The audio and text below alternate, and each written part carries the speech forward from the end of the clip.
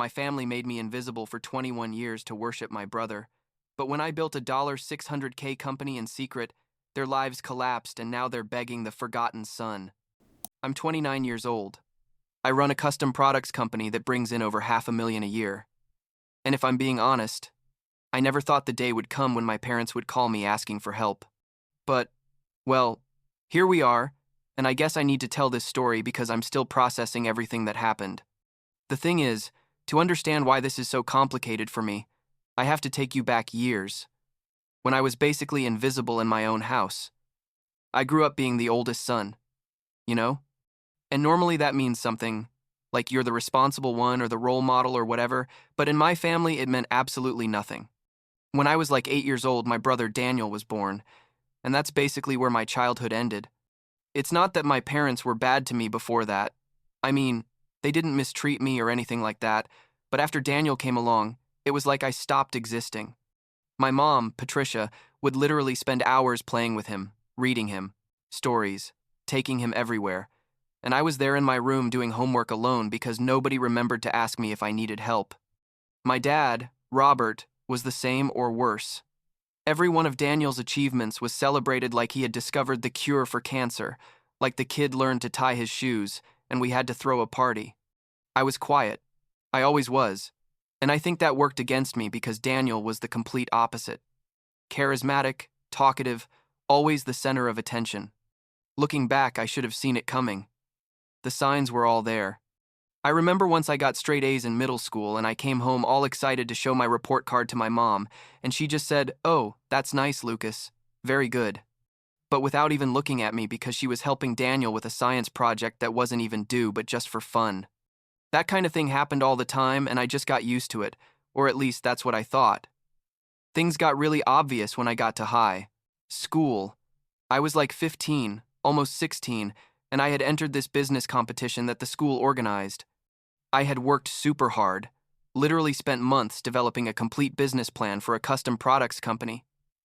T-shirts, mugs, that kind of stuff, but with a focus on local designs and collaborations with independent artists.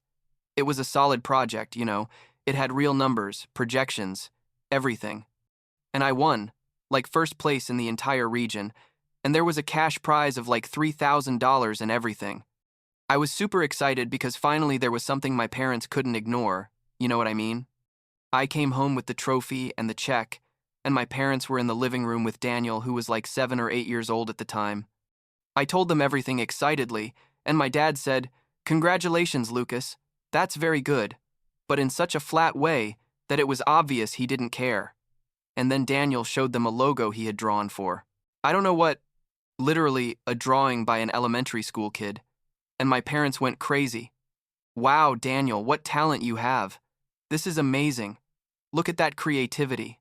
They spent half an hour talking about the stupid drawing while my trophy sat on the table and nobody mentioned it again. That night, I cried in my room but silently, because it wasn't even worth making a scene anymore. I knew it wouldn't change anything.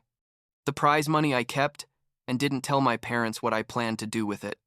By that point, something was already changing in me, like a determination that if they weren't going to support me, then I would do it myself.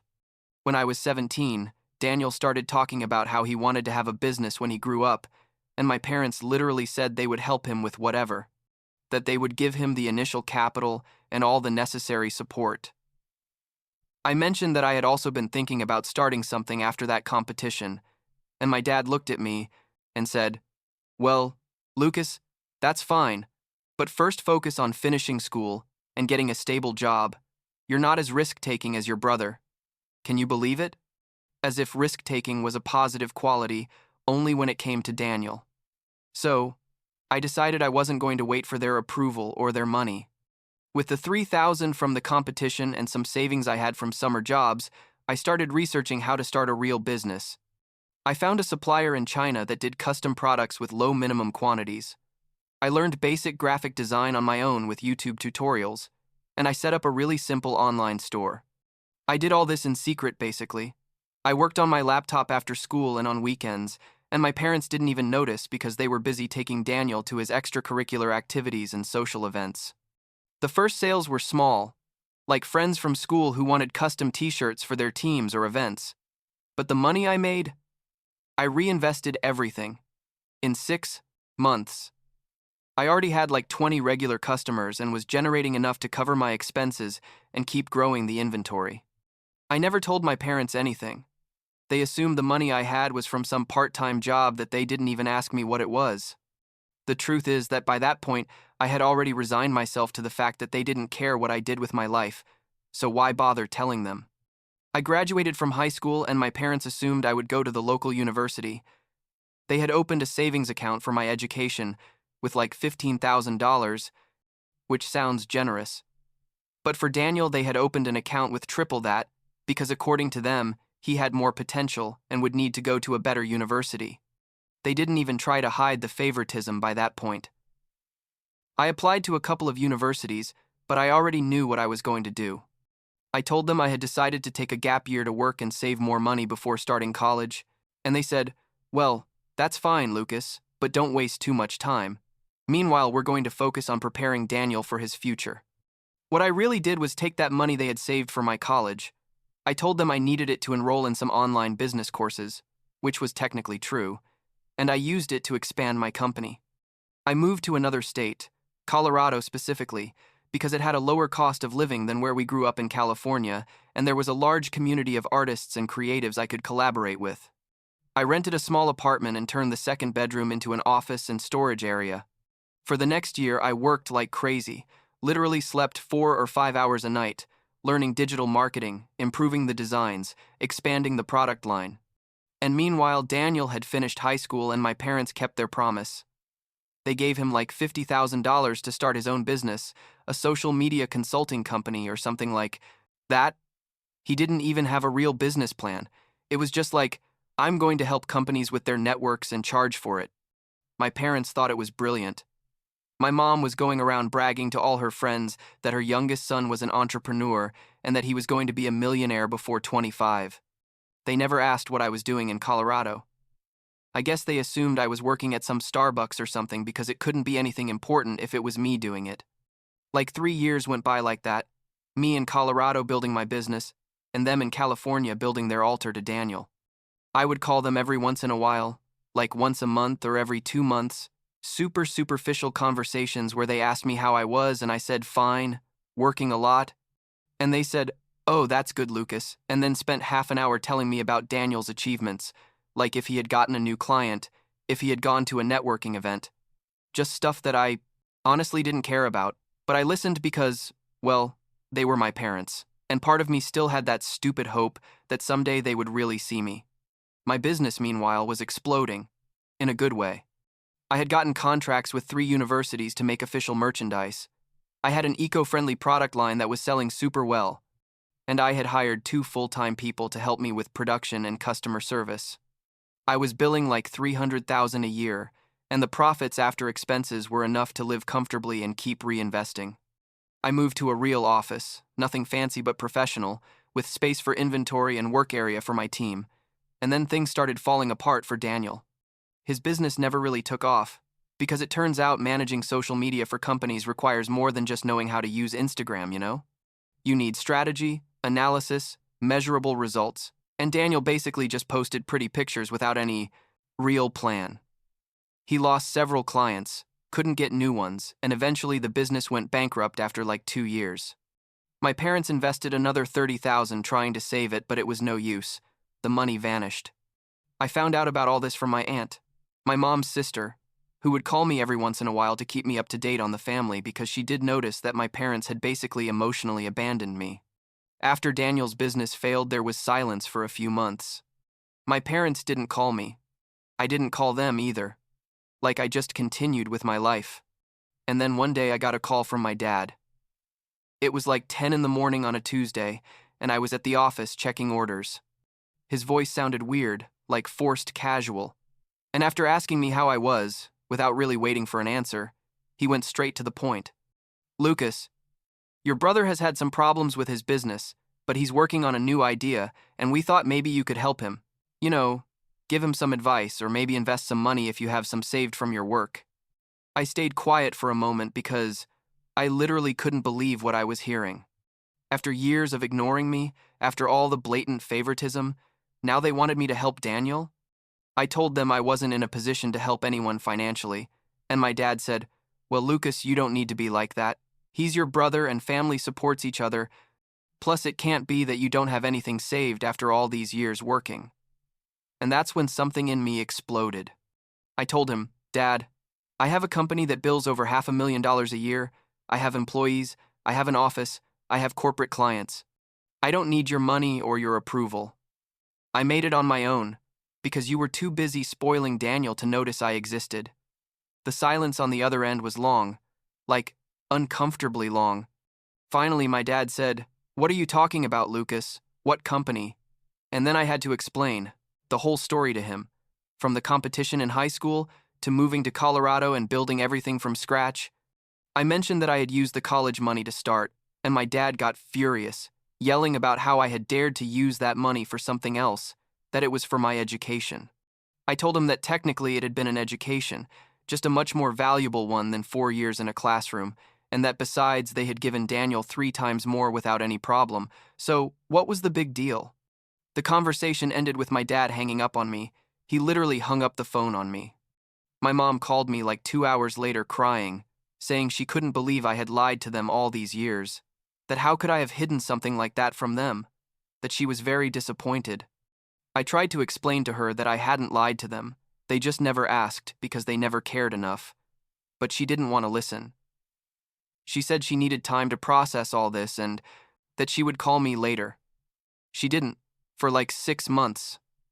During that time, things continued their course. My business kept growing. I hired 2 more people. I expanded the product line to include custom bags and accessories. I was genuinely doing well, and for the first time in my life, I felt proud of myself, without needing my parents' validation. But I'm not going to lie. It hurt. It still hurt that they hadn't been there, that they hadn't celebrated my achievements, that only now that they needed something from me did they decide I was worth paying attention to. Then one day, my mom showed up at my office without warning. I don't know how she got the address, probably my aunt gave it to her, but there she was in the reception asking to speak with me. When I saw her, I was surprised by how aged she looked, like it had only been a couple of years since the last time I saw her in person, but she looked tired, with more wrinkles, thinner. We sat in my office and she just stared at everything, the computers, the inventory organized on the shelves, the designs on the walls. She said, "Lucas, this is impressive. I never imagined you had all this." We talked for a while, and eventually she got to the real point of her visit. Daniel had tried to start another business, and it had also failed. My parents had spent all their savings trying to support him, and now they were in serious financial trouble. They needed help, not just with money but with advice, because they didn't know what to do. My mom didn't ask me for money directly, but it was super clear that's what she had come for. I told her I needed time to think, and she said she understood, that she knew she had been a bad mother and that she didn't deserve my help but to please consider that they were still my family. After she left, I stayed at the office late, thinking. Part of me wanted to tell them to screw themselves, to experience a little of what I felt all those years being ignored. But another part, that stupid, part that still loved them despite everything, couldn't just let them sink. I called my aunt to ask her how bad things really were, and she told me it was worse than I thought. Like my parents had taken out a second mortgage to finance Daniel's second business, and now they were at risk of losing the house. Like 2 weeks later, Daniel showed up too. That visit was more awkward because he had never been mean to me exactly. He was just the favorite and acted like it, like with that air of superiority. He walked into my office and looked like he was destroyed, not with his usual confidence. He told me, "Lucas, I know we haven't been close, and I know Mom and Dad didn't treat you well, but I swear I didn't know how bad it was until they started telling me things." He told me he had assumed I just wasn't ambitious or that I didn't care about being successful, because that's what our parents always said. I asked him directly what he wanted, and he said he needed advice, that he didn't really know how to run a business, and that everything he had tried had failed, that my parents had lost everything because of him, and he didn't know how to fix it. It was weird seeing him like that, vulnerable, because he had always been the golden child who could do no wrong. I gave him some basic entrepreneurship advice, but I made it clear I wasn't going to invest in any of his ideas or employ him in my company. He thanked me and left, and I thought that would be it, but obviously it wasn't. The situation kept deteriorating. My aunt called me like a month later saying my parents had lost the house, that the bank had foreclosed on the mortgage and now they were living in a small apartment. Daniel supposedly had gotten a normal sales job, but was earning barely enough for himself and wasn't helping my parents. And then something happened that nobody saw coming. Daniel moved to another state, like he went to Arizona or I don't know where, basically abandoning my parents when they needed him most. His whole life he had been the perfect son, and at the first sign of real problems he disappeared. I received a letter from my mom, like a physical letter in the mail, where she wrote to me about everything that had happened. It was like 5 pages by hand, her handwriting shaking in some parts. And it was basically a giant apology for all the years of emotional neglect, acknowledging that they had pushed me aside, that they had been unfair, that they had ruined their relationship with me by focusing so much on Daniel. She asked for forgiveness and asked me to help them, not necessarily with money, but at least by talking to them, giving them a chance to make things right. I cried reading that letter. I'm not going to lie, because it was what I had wanted to hear my whole life, but it came so late and in the worst circumstances. My aunt called me again, more urgent this time. It turned out my parents had tried to sue the financial advisor who had recommended some investments, but the case hadn't proceeded, and now they owed money and legal fees too. They were in a horrible spiral of debt and depression. My mom had started taking antidepressants and my dad looked 10 years older. My aunt told me, Lucas, I know I shouldn't ask you this, and I know it's not fair, but please consider doing something. You don't need to forgive them immediately, but at least help them stabilize. I spent like 2 weeks not sleeping well, thinking about what to do. I finally decided to call my mom. The conversation was difficult. She cried every 2 minutes. I tried to keep my composure. I told her I was willing to help them, but with very clear conditions. 1, this didn't mean everything was forgiven. It was going to take time to rebuild any kind of relationship. 2, I would establish strict limits on how much I would help and how. 3, they had to commit to family therapy if at any point we were going to work on our relationship. She accepted everything without hesitation. I paid their most urgent debts, like the ones they had in collections that could ruin their credit permanently. It was like $30,000. But honestly, by that point, my business was generating enough that it didn't affect me that much. But I made it very clear that this was a one-time help. I wasn't going to be rescuing them every time they made bad decisions. I connected them with a real financial advisor, one I knew through business contacts, and I helped them create a realistic budget with their current income. Like 3 months ago, I went to visit them at their apartment. It was depressing compared to the house where I grew up, like a small place in a kind of ugly complex, but they were living within their means for the first time in years. We spent the day together. We talked about many things, some awkward, others surprisingly normal. My dad formally apologized to me, like he looked me in the eyes and said, Lucas, I'm so sorry for not seeing you. I'm so sorry for being so blind and wasting the opportunity to know the incredible man you became. My mom said she was proud of me, that I had achieved more than they had achieved in their entire lives, and that she wished they had been there to support me from the beginning. I showed them photos of my office, of my team. I told them about the big contracts I had gotten. I saw on their faces a mix of pride and regret that I don't know how to describe. It was strange, but also like liberating in a way. Before leaving, I made it clear to them again that this help was limited, that they needed to take responsibility for their finances and their life, that Daniel needed to do the same, and that if he ever decided to come back, they couldn't rescue him financially because they simply didn't have the resources. My dad said he understood, that they had learned the lesson the hardest way possible. I don't know what's going to happen with our relationship long term. Honestly, they started going to therapy, both together and them with me, when I can go, which isn't very often because I live in another state and I'm busy with the business. But we talk on the phone every week now, real conversations where they ask me how I really am and listen to my answers. It's weird, like after 29 years I finally feel like my parents see me as a person. But, at the same time, There's so much accumulated damage that I don't know if we'll ever have a completely normal relationship. Daniel hasn't tried to contact me since that time at my office. My aunt says he's living his life in Arizona, that he has a stable job but nothing special, and that he's basically cut contact with the whole family. I don't know how I feel about it. Like, part of me feels sorry for him because in the end he was also a victim of our parents' expectations and pressure. But another part can't forgive him for how easy life was for him while I suffered in silence. Maybe someday we'll talk, maybe not. And honestly, I'm at peace with either option. My business, it keeps growing.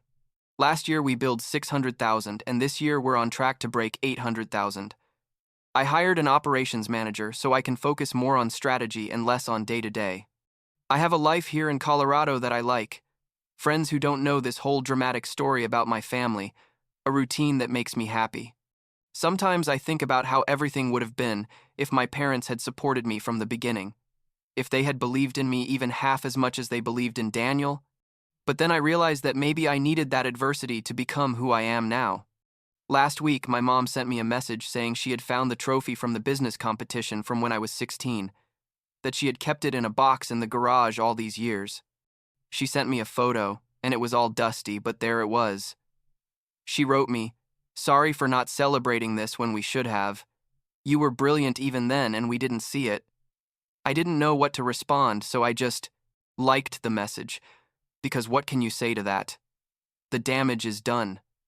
Time doesn't go back, but I guess at least now there's an attempt to make amends, even if it's late. And that's something, I think. It's not enough to erase decades of being invisible in my own family, but it's a start. And for now, that will have to be enough.